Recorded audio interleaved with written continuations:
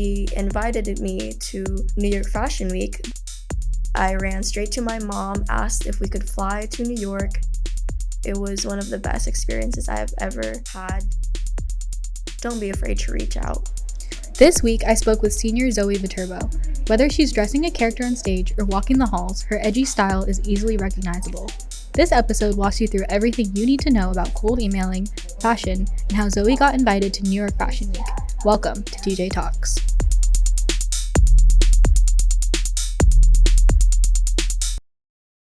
I am Zoe, full name Gabrielle Zoe Viterbo. I am a senior at TJ, and I am a fashion enthusiast. What led you into fashion in the beginning? So, growing up in the Philippines, I would always see everyone else around me dress up. And I had always wanted to do that. And my mom did amazing with my outfits growing up. She was always on trend or even sometimes ahead of trends. And so I wanted to be like that and continue that as I got into my teen years. I would always go scroll through Pinterest, scroll through social media, and see all these people with amazing outfits, and they felt so comfortable in what they wear that I was like, I need that. And so right around middle school, high school, I started trying to find my own style, and a lot of it was me looking back on my old outfits from when I was a kid, and I would see that I would be wearing mostly androgynous outfits where the outfit can be described as masculine or feminine or neither, but I'd wear both.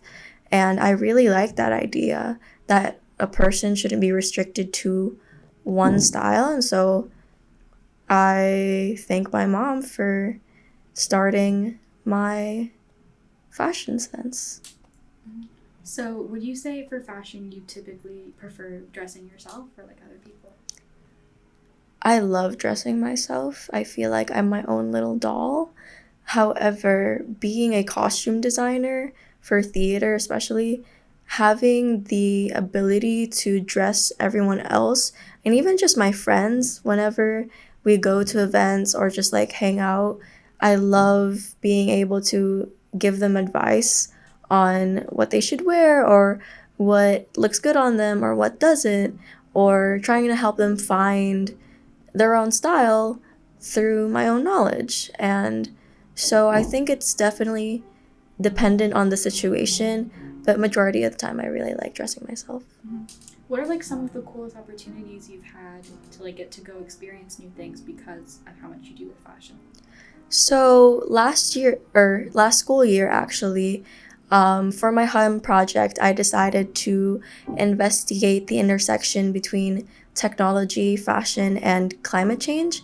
And so I started researching about studies behind it and which designers care about climate change and which designers use technology in a more abstract way to produce garments. And I had been following this designer named Lelak Porges, who is an Israeli designer in New York. She recently graduated from FIT, Fashion Institute of Technology, and I just loved her work. She would use 3D printers, robotic arms, things like that to create her pieces, mostly dresses. And part of the Hum project was to reach out to a professional and interview them.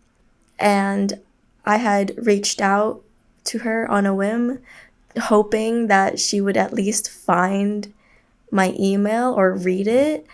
And she did. She agreed on doing an interview. And I got so much insight on the interdisciplinary I guess, interdip- the the connections between the different fields. And I found it was so interesting because not only was she able to talk about her own pieces, but she gave insight on what she hopes to see in the future for fashion and technology. And from then, at the end of the interview, she invited me to New York Fashion Week because she had a collection.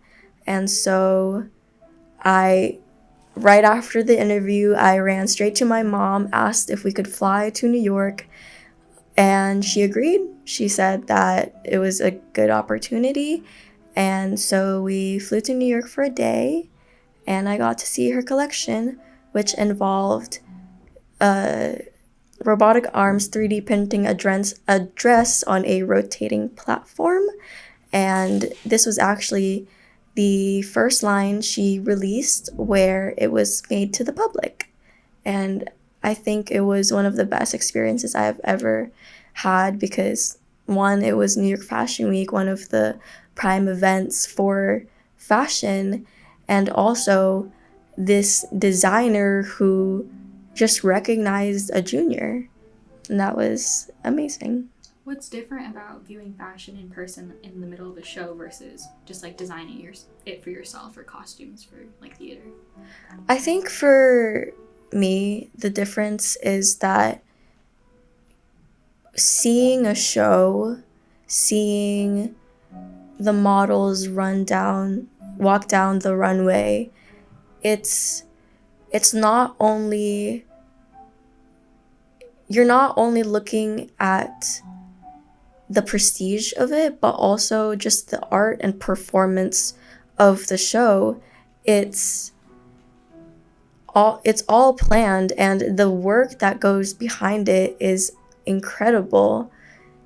But with costumes, it's more so I'm focused on the details that I know exist but others may not. I am focused on critiquing myself, making changes, trying to see which is better, always trying to make it better. That sometimes I can forget that, wait, it's already good. When I see a fashion show, it's like, oh my gosh, these are amazing, these are also good. I'm not in the designer position, and so I don't have the designer eyes. What would you say you learned from that experience that you like now take into your day-to-day life for either like fashion for yourself or fashion for theater or any like other situations? I think the main thing I got out of that is that anything that you study, anything that you experience, you can apply to multiple things. With that show specifically, she combined technology, modern day technology, with fashion. And I feel like a lot of people, especially high schoolers today, forget the fact that the experiences or the tools or the subjects we learn about aren't just linear. They can be applied to so many different things. Like let's say, if you're like me, who is a humanities kid here in a sci-tech school, my learning and studies in math class or science classes will develop my critical thinking, which I can then apply to my humanities courses, and I will be developed in all those fields. And so I feel like that's a very important lesson that a lot of people need to learn from just the everyday world. Going back to interdisciplinary with like fashion and like technology in today's world, have you yourself ever tried to do something like that where you take tech or some science thing that you've learned at school and applied it to fashion in some way? I have not personally, but I do know someone who has done that before, and it's the creativity behind it is just so exciting because it's like you made your first invention. You're making the crazy ideas in your head come to life. However, I do also want to work on more projects involving technology. I hope to be able to include um, some lights in a dress at some point when I have the time to do so. Is that like a goal for the future of like you want to be a designer or like incorporate things like this? I think for my own personal future, fashion is definitely just a hobby of mine, and I will always design. I will never stop designing, but as a career path, it's not for me, but it's always something that grounds me, and it is something I will always enjoy. It's something I'll always keep up with, and part of that is my everyday outfits. I will always try to express myself through my clothing, and I don't think that'll ever change. What career do you have, like a career path you plan going into? So I'm planning on going into international law. Um, it's dependent on the majors that are offered in each school, but for grad school, I hope to get into international law. So intelligent. Wow. Okay. What's like your biggest tips to people who like want to get into fashion or like are trying to put together outfits of their own? The first thing I always tell people is to find what they like. The minor pieces can develop into such a transformative idea. It can impact someone a lot. Like, let's say one person likes a specific sweater. Okay, what do you like about the sweater? Do you like the fit? Do you like the color? Let's go deeper into that. And I think part of my journey with fashion was I just kept scrolling through Pinterest, seeing what I like. And it's fashion isn't monotone. It isn't, oh, I'm specifically this aesthetic, this style, this is the only thing. Anyone who wants to get into fashion, my biggest hope is that they find a way to express themselves through it. And so just finding things that you enjoy wearing, even if you think people think it's weird or they'll make fun of you for it, that's part of self-expression. Not everything is intended to be perceived by everyone well.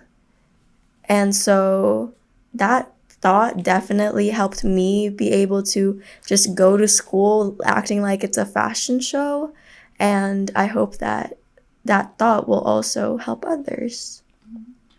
So going back to your experience at New York Fashion Week, you obviously built this like really incredible connection with someone like really big in the fashion world. Yeah. So what's your advice on other high school students who might be trying to build those types of connections? I think that the main advice I have for that is don't be afraid to reach out. Even if you think that they're never going to see it, that even if they do see it, they're not going to care, still reach out. It's always worth the shot. And if it doesn't work out, keep looking. Do not give up, because life is about the effort that you put into each opportunity that you want to have or that you are looking for. And pursuing that is the main goal. Not giving up is such a big principle that I feel like we always talk about, but never put the effort behind it. How did you write, like more technically, like how did you write the email and like plan to approach? And so I kind of made it really personal and really fangirly because I had emailed her I first stated that this was for a project here at TJ, and I started fangirling saying, I've always loved your work. I've been following you on Instagram, and I really like this specific piece of yours, and I hope that I am able to interview you on your journey as a fashion designer. And she responded really well to that email, and even in the beginning of the interview, she said that she got excited over that and that she had never had anyone tell her that they knew her outside of her own little bubble. And so just, again, reaching out shouldn't be a fear, but should be the action that one does. Yeah, like you lose out on every action that you don't take. Yeah, but with that, though, it's also a balance that even if you don't take that action, know that in the future you will have an opportunity to take more actions. I think not getting caught up on a mistake, but also recognizing it to be able to be better in the future. All right, amazing. Do you have any other last pieces of advice or things related to fashion that you want people to know about you? Wear anything you want. I will be wearing anything I want, and if you judge me, I don't care because I look good. And that wraps up our episode with Zoe Viterbo. Tune in next week to hear from a student who raised $1.8 million and his tips on starting a business in high school. From TJ Talks, this is Grace Sharma. See you next time.